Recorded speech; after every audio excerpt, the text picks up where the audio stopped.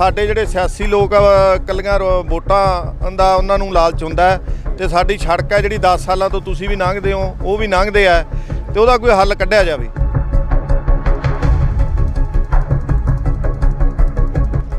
ਜਿਹੜੀਆਂ ਇੱਥੋਂ ਦੀਆਂ ਪੰਚਾਇਤਾਂ ਤੋਂ ਅਸੀਂ ਗੱਲਬਾਤ ਸੁਣੀ ਹੈ, ਸਾਰੀਆਂ ਪੰਚਾਇਤਾਂ ਨੇ ਪਹੁੰਚ ਕੀਤੀ, ਅਕਾਲੀ ਦਲ ਕੋਲੇ ਵੀ ਕੀਤੀ, ਕਾਂਗਰਸ ਕੋਲੇ ਵੀ ਕੀਤੀ, ਲਾਰਿਆਂ ਤੋਂ ਸਿਵਾਏ ਉਹਨਾਂ ਨੇ ਕੁਝ ਨਹੀਂ ਦਿੱਤਾ। ਸਾਬਕਾ ਜਿਹੜੇ ਸਾਡੇ ਸੀਗੇ ਮੁੱਖ ਮੰਤਰੀ ਕਾਂਗਰਸ ਦੇ ਉਹਨਾਂ ਦੇ ਪੋਤਰੇ ਨੂੰ ਦੇਤੀ, ਇੱਕ ਹੋਰ ਮੰਤਰੀ ਆ ਉਹਦੇ ਮੁੰਡੇ ਨੂੰ ਦੇਤੀ ਤੇ ਜਿਹੜੇ ਲੋਕ ਵਿਚਾਰੇ ਸੜਕਾਂ ਤੇ ਗਰੀਬ ਆ ਜਿਹੜੇ ਕੋਈ ਆਪਦਾ ਹੱਕ ਮੰਗਣ ਜਾਂਦੇ ਆ, ਬੱਚੇ ਸਾਡੇ ਨੌਜਵਾਨ ਉਹਨਾਂ ਤੇ ਡਾਂਗਾ ਪੈਂਦੀਆਂ। ਸੋ ਇਹ ਜਿਹੜੇ ਵੀ ਕੋਈ ਬਣਦੀ ਹੈ ਸਰਕਾਰ ਉਹ ਆਪਦੇ ਪੁੱਤ ਪੁੱਤਰ ਹੀ ਪਾਲਦੀ ਹੈ, ਲੋਕਾਂ ਦਾ ਕੋਈ ਧਿਆਨ ਨਹੀਂ।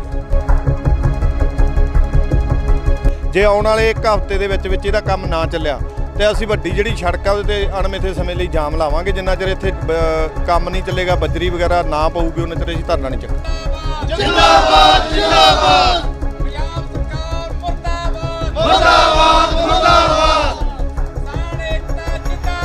ਜਿੰਦਾਬਾਦ ਜਿੰਦਾਬਾਦ। ਕੀ ਲੋੜ ਪਈ ਤੁਹਾਨੂੰ ਵੀ ਤੁਸੀਂ ਇਸ ਸੜਕ ਨੂੰ ਲੈ ਕੇ ਪ੍ਰਦਰਸ਼ਨ ਕਰੋ? ਤੁਸੀਂ ਇਸ ਸੜਕ ਦੇ ਉੱਪਰ ਇਸ ਚਾਲੇ ਦੇ ਵਿੱਚ ਝੋਨਾ ਲਗਾਇਆ ਜਾ ਰਿਹਾ, ਕੀ ਲੋੜ ਪਈ ਇਸ ਗੱਲ? ਦੇਖੋ ਜੀ, ਸਾਡੇ ਇੱਧਰ ਇੱਕ ਪਵਿੱਤਰ ਗੁਰਦੁਆਰਾ ਸਾਹਿਬ ਹੈ ਲੱਖੀ ਜੰਗਲ ਸਾਹਿਬ, ਤੇ ਸਾਡੇ ਗੁਰੂ ਸਾਹਿਬ ਵੀ ਇੱਥੇ ਆਏ ਆ, ਇਤਿਹਾਸਕ ਗੁਰਦੁਆਰਾ। ਉੱਥੇ ਸਾਡੀਆਂ ਮੀਟਿੰਗਾਂ ਹੁੰਦੀਆਂ ਰਹਿੰਦੀਆਂ, ਪੰਜਾਬ ਦੀ ਮੀਟਿੰਗ, ਜ਼ਿਲ੍ਹੇ ਦੀ ਮੀਟਿੰਗ। ਤਾਂ ਜਦੋਂ ਅਸੀਂ ਇੱਥੋਂ ਦੀ ਲੰਘਦੇ ਹਾਂ ਤਾਂ ਅਸੀਂ ਉਹ ਪਿੰਡਾਂ ਦੇ ਜਦੋਂ ਸਾਡੇ ਵਰਕਰ ਉੱਥੇ ਇਕੱਠੇ ਹੁੰਦੇ ਆ ਤਾਂ ਅਕਸਰ ਹੀ ਉੱਥੇ ਗੱਲ ਚੱਲਦੀ ਆ, ਪ੍ਰਧਾਨ ਜੀ ਸਾਡੇ ਜਿਹੜੇ ਸਿਆਸੀ ਲੋਕ ਕੱਲੀਆਂ ਵੋਟਾਂ ਦਾ ਉਹਨਾਂ ਨੂੰ ਲਾਲਚ ਹੁੰਦਾ ਤੇ ਸਾਡੀ ਸੜਕ ਹੈ ਜਿਹੜੀ 10 ਸਾਲਾਂ ਤੋਂ ਤੁਸੀਂ ਵੀ ਲੰਘਦੇ ਹੋ ਉਹ ਵੀ ਲੰਘਦੇ ਆ ਤੇ ਉਹਦਾ ਕੋਈ ਹੱਲ ਕੱਢਿਆ ਜਾਵੇ।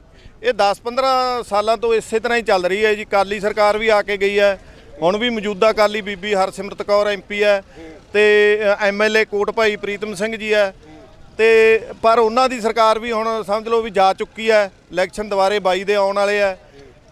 ਜਿਹੜੀਆਂ ਇੱਥੋਂ ਦੀਆਂ ਪੰਚਾਇਤਾਂ ਤੋਂ ਅਸੀਂ ਗੱਲਬਾਤ ਸੁਣੀ ਹੈ, ਸਾਰੀਆਂ ਪੰਚਾਇਤਾਂ ਨੇ ਪਹੁੰਚ ਕੀਤੀ, ਅਕਾਲੀ ਦਲ ਕੋਲੇ ਵੀ ਕੀਤੀ, ਕਾਂਗਰਸ ਕੋਲੇ ਵੀ ਕੀਤੀ, ਲਾਰਿਆਂ ਤੋਂ ਸਿਵਾਏ ਉਹਨਾਂ ਨੇ ਕੁਝ ਨਹੀਂ ਦਿੱਤਾ। ਤੇ ਇੱਥੋਂ ਦੀ ਜੇ ਇੱਧਰ 14 ਪਿੰਡਾਂ ਨੂੰ ਸੜਕ ਇਹ ਜੋੜਦੀ ਹੈ, ਮੁਕਤਸਰ ਸਾਹਿਬ ਵੱਡੀ ਸੜਕ ਤੇ ਵੀ ਜਾਂਦੀ ਹੈ, ਚੜ੍ਹਦੀ ਹੈ, ਅਕਸਰ ਹੀ ਲੋਕ ਨੇੜੇ ਇੱਧਰ ਦੀ ਜਾ ਵੜਦੇ ਆ। ਪਰ ਜੇ ਕੋਈ ਇੱਧਰਲੇ ਪਿੰਡਾਂ 'ਚੋਂ ਮਰੀਜ਼ ਲਿਆਉਣਾ ਹੋਵੇ ਤੇ ਸਾਨੂੰ ਨਹੀਂ ਲੱਗਦਾ ਵੀ ਬਠਿੰਡੇ ਉਹ ਜਾ ਪਹੁੰਚੂਗਾ। ਉਸ ਦੀ ਮੌਤ ਹੈ ਜਿਹੜੀ ਰਸਤੇ ਵਿੱਚ ਹੀ ਹੋ ਜੂਗੀ, ਕਿਉਂਕਿ ਗੋਨਿਆਣੇ ਤੱਕ ਇਹ ਜਿਹੜਾ ਹੈਗਾ ਅੱਡੇ ਤੱਕ ਜਿਹੜੀ ਸੜਕ ਹੈ ਇਹ ਚੱਲਣ ਦੇ ਯੋਗ ਨਹੀਂ, ਇਹ ਪਿਛਲੇ ਪਿੰਡਾਂ ਤੋਂ ਲੈ ਕੇ। ਤਾਂ ਅਸੀਂ ਅੱਜ ਜਿਹੜਾ ਇਹ ਸੰਘਰਸ਼ ਆ ਤੁਹਾਡੇ ਸਾਹਮਣੇ ਆ ਵੀ ਪਾਣੀ ਖੜਾ, ਵਰਕਰ ਸਾਡੇ ਝੋਨਾ ਲਾਈ ਜਾ ਰਹੇ ਆ ਬੇਸ਼ਰਮੀ ਦੇਣ ਵਾਸਤੇ ਇੱਥੋਂ ਦੀਆਂ ਸਰਕਾਰਾਂ ਨੂੰ ਜਾਂ ਜਿਹੜੇ ਸਰਕਾਰਾਂ ਚਲਾਉਂਦੇ ਆ ਉਹਨਾਂ ਨੂੰ। ਤੇ ਅੱਜ ਅਸੀਂ ਇੱਕ ਰੋਸ ਪ੍ਰਦਰਸ਼ਨ ਕਰ ਰਹੇ ਹਾਂ, ਇੱਥੇ ਸੜਕ ਦੇ ਵਿੱਚ ਜਾਮ ਵੀ ਲਾਇਆ। ਪਰ ਜਿਹੜੇ ਅਸਲ ਧਰਾਤਲ ਤੇ ਜਿਹੜੇ ਹਾਲਾਤ ਹੈ ਜਿਸ ਤਰੀਕੇ ਨਾਲ ਅਸੀਂ ਦੇਖਦੇ ਹਾਂ ਤਾਂ ਇਹ ਹਾਲਾਤ ਸਾਫ਼ ਨਜ਼ਰ ਆ ਰਹੇ ਹੈ ਕਿ ਇਸ ਧਰਾਤਲ ਦੇ ਹਾਲਾਤ ਕੀ ਹੈ। ਕਿਉਂਕਿ ਜਿਸ ਤਰ੍ਹਾਂ ਪ੍ਰਧਾਨ ਜੀ ਨੇ ਦੱਸਿਆ ਕਿ ਇਹ ਸੜਕ 14 ਪਿੰਡਾਂ ਨੂੰ ਹੀ ਨਹੀਂ ਜੋੜਦੀ, ਸਗੋਂ ਇੱਥੋਂ ਦੇ ਗੁਰਦੁਆਰਾ ਲੱਖੀ ਜੰਗਲ ਸਾਹਿਬ ਜਿੱਥੇ ਕਿ ਜੋ ਧਾਰਮਿਕ ਸਥਾਨ ਹੈ, ਜਿੱਥੇ ਕਿ ਸਾਡੀਆਂ ਸਿੱਖ ਭਾਵਨਾਵਾਂ ਜੁੜੀਆਂ ਹੋਈਆਂ, ਉਸ ਗੁਰੂ ਘਰ ਨੂੰ, ਉਸ ਗੁਰਦੁਆਰਾ ਸਾਹਿਬ ਨੂੰ ਵੀ ਇਹ ਸੜਕ ਜਾਂਦੀ ਹੈ।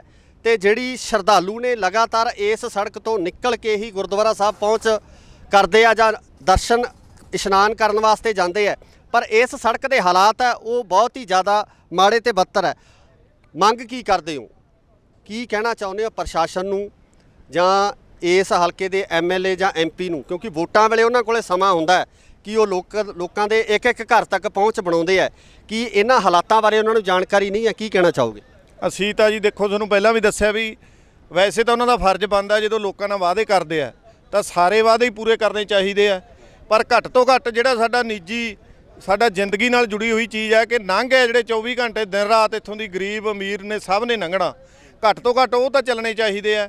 ਚਲੋ ਹੋਇਆ ਕੋਈ ਮਾੜੇ ਮੁੱਟੀ ਖੱਡਾ ਪੈ ਗਿਆ ਕਿ ਜਿੱਥੇ 1 ਲੱਖ ਡੂੰਘੀ ਕਹਿ ਦਈਏ 4-4 ਫੁੱਟ ਡੂੰਘਾ ਚਾਲੇ ਵੱਡੀਆਂ ਪੱਕੀ ਸੜਕ ਦੇ ਉੱਤੇ ਪੈ ਜਾਣ ਤੇ ਉਹਦੀ 15 ਸਾਲ ਕੋਈ ਸਰਕਾਰ ਨਾਲ ਸਾਰ ਨਾ ਲਵੇ ਤਾਂ ਬਹੁਤ ਮਾੜੀ ਗੱਲ ਹੈ।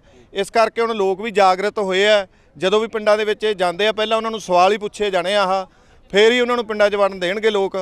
ਹੁਣ ਬਹੁਤ ਜਾਗਰਤ ਇਹਨਾਂ ਗੱਲਾਂ ਨਾਲ ਹੀ ਹੋ ਗਏ ਕਿਉਂਕਿ ਹਰ ਕੀ ਯਾਰ ਗੱਪ ਮਾਰ ਕੇ ਵੋਟਾਂ ਲੈ ਜਾਂਦੇ ਲੋਕਾਂ ਤੋਂ, ਕੰਮ ਉਹ ਇੱਕ ਪੈਸੇ ਦਾ ਵੀ ਨਹੀਂ ਕਰਦੇ।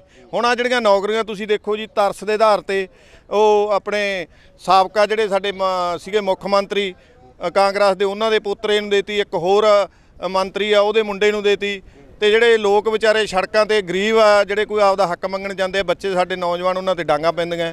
ਸੋ ਇਹ ਜਿਹੜੇ ਵੀ ਕੋਈ ਬਣਦੀ ਹੈ ਸਰਕਾਰ, ਉਹ ਆਪਦੇ ਪੁੱਤ ਪੁੱਤਰ ਹੀ ਪਾਲਦੀ ਹੈ, ਲੋਕਾਂ ਦਾ ਕੋਈ ਧਿਆਨ ਨਹੀਂ ਹੈ। ਸਰਕਾਰ ਨੂੰ ਕੀ ਚੇਤਾਵਨੀ ਦੇਣਾ ਚਾਹੁੰਦੇ ਹੋ, ਜਾਂ ਇਸ ਹਲਕੇ ਦੇ ਜੋ ਨੁਮਾਇੰਦੇ ਆ ਉਹਨਾਂ ਨੂੰ ਕੀ ਕਹਿਣਾ ਚਾਹੁੰਦੇ ਹੋ? ਦੇਖੋ ਜੀ, ਅੱਜ ਜਿਹੜਾ ਅਸੀਂ ਕਰਿਆ ਇੱਕ ਸੁਨੇਹਾ ਦੇਣ ਵਾਸਤੇ ਛੋਟਾ ਜਿਹਾ ਪ੍ਰੋਗਰਾਮ ਜਥੇਬੰਦਕ ਤੇ ਇੱਧਰਲੇ ਲੋਕਾਂ ਨੇ ਕੀਤਾ। ਜੇ ਆਉਣ ਵਾਲੇ ਇੱਕ ਹਫ਼ਤੇ ਦੇ ਵਿੱਚ ਇਹਦਾ ਕੰਮ ਨਾ ਚੱਲਿਆ ਤੇ ਅਸੀਂ ਵੱਡੀ ਜਿਹੜੀ ਸੜਕ ਆ ਉਹਦੇ ਤੇ ਅਣਮਿੱਥੇ ਸਮੇਂ ਲਈ ਜਾਮ ਲਾਵਾਂਗੇ। ਜਿੰਨਾ ਚਿਰ ਇੱਥੇ ਕੰਮ ਨਹੀਂ ਚੱਲੇਗਾ, ਬੱਜਰੀ ਵਗੈਰਾ ਨਾ ਪਊਗੀ, ਉਹਨਾਂ ਚਿਰ ਅਸੀਂ ਧਰਨਾ ਨਹੀਂ ਚੱਕਾਂਗੇ। ਸੋ ਇੱਥੇ ਵੱਡਾ ਸਵਾਲ ਇਹ ਖੜਾ ਹੋ ਜਾਂਦਾ ਕਿ ਜਦੋਂ ਜਿਸ ਤਰ੍ਹਾਂ ਪ੍ਰਧਾਨ ਜੀ ਨੇ ਦੱਸਿਆ ਕਿ ਇਸ ਸੜਕ ਦਾ ਬਕਾਇਦਾ ਟੈਂਡਰ ਹੋ ਚੁੱਕਿਆ, ਸੜਕ ਪਾਸ ਵੀ ਹੋ ਚੁੱਕੀ ਹੈ, ਪਰ ਅਸਲ ਕਾਰਨ ਕੀ ਨੇ ਕਿ ਇਸ ਸੜਕ ਦਾ ਕੰਮ ਹੈ ਕਿਉਂ ਨਹੀਂ ਸ਼ੁਰੂ ਕੀਤਾ ਜਾ ਰਿਹਾ? ਕਿ ਅਕਾਲੀ ਤੇ ਕਾਂਗਰਸ ਆਪਸੀ ਖਹਿਬਾਜ਼ੀ ਕਾਰਨ ਇਸ ਸੜਕ ਨੂੰ ਬਣਨ ਨਹੀਂ ਦਿੱਤਾ ਜਾ ਰਿਹਾ? ਕਿਉਂਕਿ ਪਤਾ ਇਹੀ ਲੱਗਿਆ ਕਿ ਐਮਪੀ ਫੰਡ ਦੇ ਵਿੱਚੋਂ, ਜਿੰਨੀ ਕਿ ਸਾਨੂੰ ਜਾਣਕਾਰੀ ਹੈ, ਜੋ ਸੂਤਰਾਂ ਨੇ ਜਾਣਕਾਰੀ ਦਿੱਤੀ ਹੈ ਕਿ ਐਮਪੀ ਫੰਡ ਦੇ ਵਿੱਚੋਂ ਜਿਹੜੀ ਇਹ ਸੜਕ ਹੈ ਉਹ ਬਣਾਈ ਜਾ ਰਹੀ ਹੈ। ਤੇ ਉੱਥੇ ਬੀਬਾ ਹਰਸਿਮਰਤ ਕੌਰ ਬਾਦਲ ਇਸ ਹਲਕੇ ਦੇ ਵਿੱਚ ਐਮਪੀ ਨੇ, ਤੇ ਦੂਜੇ ਪਾਸੇ ਹੋ ਸਕਦਾ ਕਿਤੇ ਸਿਆਸੀ ਜਿਹੜੀ ਲਾਗਡਾਟ ਹੈ ਜਾਂ ਸਿਆਸੀ ਕੋਈ ਮਸਲਾ ਹੈ, ਉਸ ਮਸਲੇ ਕਰਕੇ ਇਸ ਸੜਕ ਨੂੰ ਜਿਹੜਾ ਬਣਨ ਦੇ ਵਿੱਚ ਜਾਂ ਇਸ ਦਾ ਕੰਮ ਸ਼ੁਰੂ ਹੋਣ ਦੇ ਵਿੱਚ ਦਿੱਕਤ ਆ ਰਹੀ ਹੈ। ਪਰ ਇਹਨਾਂ ਵੱਲੋਂ ਸਾਫ਼ ਤੌਰ ਤੇ ਇਹ ਕਹਿ ਦਿੱਤਾ ਗਿਆ ਕਿ ਅਗਰ ਇਸ ਦਾ ਕੰਮ ਇੱਕ ਹਫ਼ਤੇ ਦੇ ਅੰਦਰ ਅੰਦਰ ਸ਼ੁਰੂ ਨਹੀਂ ਕੀਤਾ ਜਾਂਦਾ ਤਾਂ ਇੱਥੇ ਜਿਹੜਾ ਵੱਡਾ ਪ੍ਰਦਰਸ਼ਨ ਹੈ, ਮੇਨ ਰੋਡ ਹੈ, ਉਹ ਅਣਮਿੱਥੇ ਸਮੇਂ ਲਈ ਜਾਮ ਕੀਤੀ ਜਾਊਗੀ। ਦੇਖਣ ਵਾਲੀ ਗੱਲ ਹੋਊਗੀ ਕਿ ਪ੍ਰਸ਼ਾਸਨ, ਕਿਸਾਨ ਜਥੇਬੰਦੀਆਂ ਵੱਲੋਂ ਤੇ ਇਹਨਾਂ ਪਿੰਡਾਂ ਦੇ ਲੋਕਾਂ ਵੱਲੋਂ, ਆਮ ਲੋਕਾਂ ਵੱਲੋਂ ਜਿਹੜਾ ਇਹ ਪ੍ਰਦਰਸ਼ਨ ਕੀਤਾ ਗਿਆ, ਜਿਹੜਾ ਇੱਕ ਸੰਕੇਤਕ ਧਰਨਾ ਦਿੱਤਾ ਗਿਆ, ਇਸ ਨੂੰ ਕਿਸ ਤਰੀਕੇ ਨਾਲ ਲੈਂਦੀ ਹੈ। ਜੁੜੇ ਰਹੋ ਇੰਡੋਸ ਟੀਵੀ ਆਸਟ੍ਰੇਲੀਆ ਨਾਲ। ਧੰਨਵਾਦ।